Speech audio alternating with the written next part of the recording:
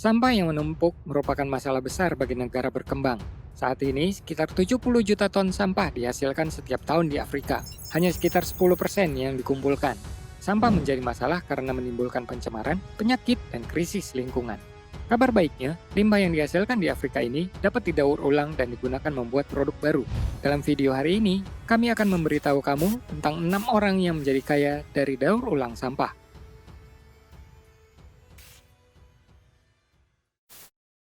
Malcolm Gokul.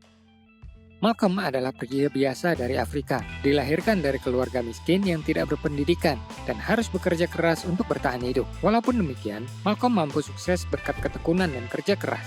Keluarga miskin tempat dia dibesarkan sering kehilangan uang mereka karena alkohol dan ayah Malcolm yang kecanduan judi. Hampir tidak ada dana yang cukup untuk makan. Jadi, suatu hari Malcolm berpikir untuk memulai bisnisnya sendiri dan membeli ban bekas dalam jumlah besar. Setiap hari dia memilah-milah karet di halaman rumahnya, membingungkan para tetangga. Semua penduduk desa menertawakannya. Bagaimana tidak? Dia tidak punya uang, tetapi malah membeli sampah yang tidak berguna. Tidak ada yang percaya dia akan berhasil. Tetapi, calon wirausahaan ini mengabaikan ejekan itu. Malcolm bekerja keras. Terkadang dia harus bekerja sampai malam hari. Akhirnya, dia menghasilkan sesuatu. Sandal jepit karet. Ide yang hebat. Dan bisa dibuat beberapa pasang sandal hanya dari satu ban. Sandal tersebut ternyata awet, nyaman, dan yang terpenting, ramah lingkungan karena terbuat dari bahan daur ulang.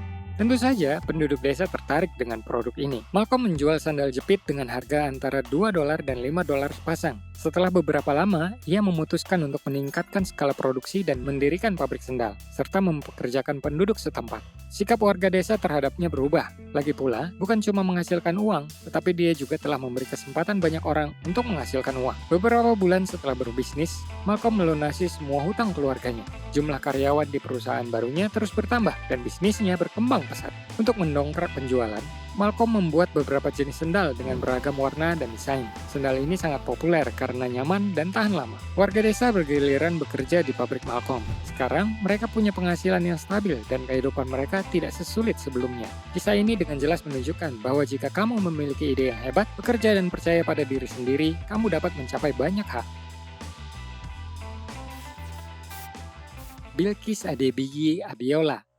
Lagos adalah kota terpadat di Nigeria dengan lebih dari 16 juta penduduk. Setiap tahun menghasilkan sampai 10.000 ton sampah yang sebagian besar masih belum tertampung. Hal ini menyebabkan sumbatan saluran air dan tumpukan sampah di jalan yang tidak enak dipandang. Bilqis Adebiyi Abiola adalah CEO dan salah satu pendiri Recyclers, perusahaan sosial nirlaba yang membantu orang-orang membersihkan lingkungan mereka. Ide itu datang saat menjalani pendidikan tingginya. Bilqis mengembangkan ide bisnis lengkap setelah lulus dari 2 universitas Amerika, termasuk gelar MBA dari MIT, dan bekerja selama 5 tahun sebagai ahli software di IBM Amerika Serikat. Dia meninggalkan pekerjaannya dan memutuskan untuk fokus pada bisnis daur ulang. Bilqis mencatat, meski ada pabrik pengolahan sampah di Nigeria, tapi menganggur karena kekurangan bahan baku. Pada 2012, ia mendirikan sebuah startup yang mengumpulkan botol plastik, kaleng minuman, dan sampah rumah tangga lain yang dapat didaur ulang. Perusahaannya menggunakan sepeda kargo yang disebut Recycles untuk transportasi dan layanan daur ulang. Untuk insentif, keluarga berpenghasilan rendah diberi hadiah poin untuk setiap kilogram sampah. Poin ini kemudian dapat ditukar dengan benda atau pulsa. Pendanaan diperoleh dari kemitraan dengan merek-merek besar seperti Coca-Cola dan GlaxoSmithKline. Cara yang bagus untuk menghadapi situasi sampah yang merusak dan membantu orang pada saat yang sama. Bilqis melihat potensi besar di sektor ini. Pabrik pengolahan limbah di Nigeria membutuhkan limbah daur ulang karena permintaan lokal dan eksternal, dan pengelolaan sampah di Nigeria telah menarik banyak perhatian lokal dan global. Dia sudah tampil di CNN, Washington Post, dan sebagainya.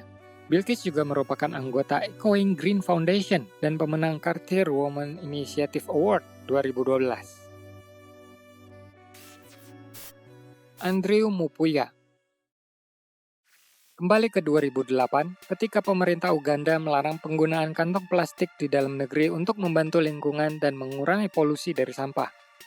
Seorang remaja berusia 16 tahun bernama Andrew Mupuya memutuskan untuk memulai Yeli, perusahaan kantong kertas pertama di Uganda. Saat itu dia masih duduk di bangku SMP. dan kedua orang tuanya kehilangan pekerjaan. Segalanya tidak berjalan baik, dan Andrew tidak punya cukup uang untuk memulai bisnis kertas. Setelah menghitung, dia sadar bahwa dia perlu mengumpulkan sekitar 36.000 shilling, setara dengan 14 dolar Amerika.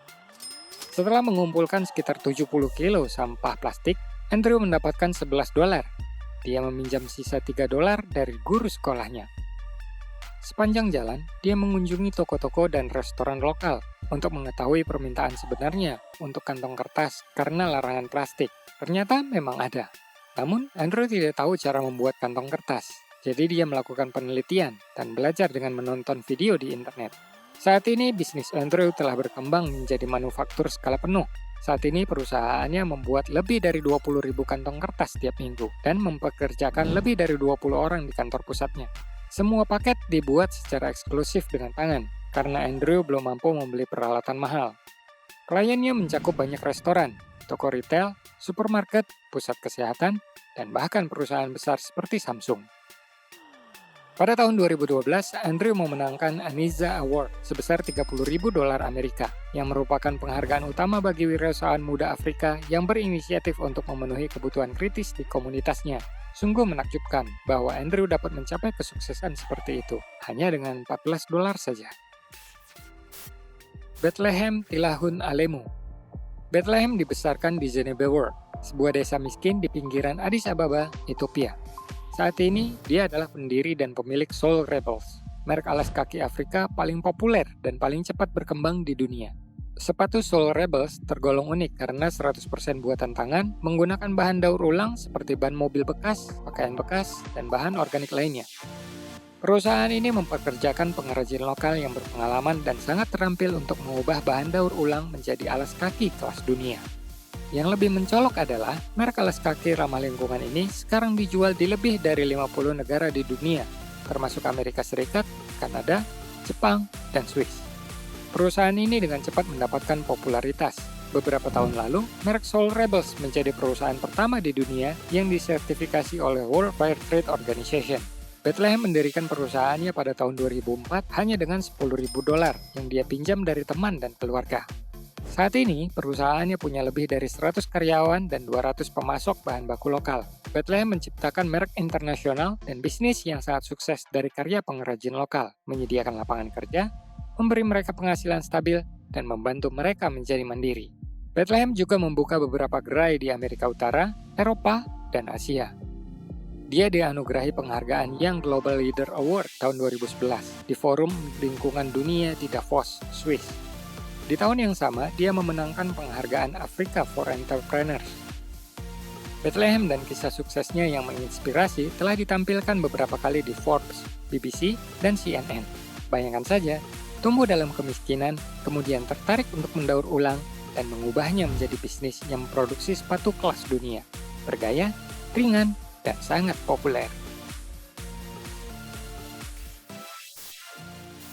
Tato Catlania dan Ria Guan.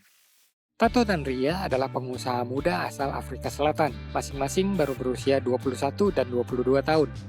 Mereka berbisnis untuk membantu ratusan anak sekolah di komunitas mereka di Afrika Selatan. Idenya adalah membuat tas sekolah murah dari plastik daur ulang. Perusahaan mereka mengumpulkan dan mengolah sampah plastik menjadi tas sekolah untuk siswa miskin setempat. Kantong plastik ini memiliki panel surya yang dapat digunakan saat anak-anak bepergian dari dan ke sekolah. Panel surya ini juga bisa digunakan sebagai sumber cahaya tambahan di malam hari. Anak-anak sekolah dan siswa dapat menggunakan lampu ini untuk mengerjakan PR mereka daripada menyalakan lilin. Rencana ke depannya, tas tersebut dapat digunakan sebagai power bank untuk mengisi daya, misalnya handphone. Perusahaan mereka juga bekerja dengan masyarakat dan organisasi lokal yang bersedia menanggung biaya tas atas nama siswa. Ide yang sederhana namun sangat efektif ini telah menarik cukup banyak perhatian. Tato dan Ria berkali-kali disebut di beberapa media lokal dan internasional. Dan pada tahun 2014, mereka memenangkan tempat kedua dalam penghargaan NGC Afrika yang didedikasikan untuk wirausahaan berusia antara 15 dan 22 tahun yang telah menemukan cara inovatif untuk menyelesaikan masalah di komunitas mereka. Beritahu kami ide-ide kamu untuk bisnis startup di komentar. Mari kita lihat ide menyenangkan apa yang bisa kamu hasilkan. Atau jika kamu merasa terlalu malas untuk memulai bisnis sendiri cukup sukai video ini. Dan jangan lupa untuk subscribe dan klik ikon lonceng untuk memastikan kamu tidak melewatkan video keren kami. Terima kasih telah menonton, dan mengapa tidak melihat rilis kami sebelumnya?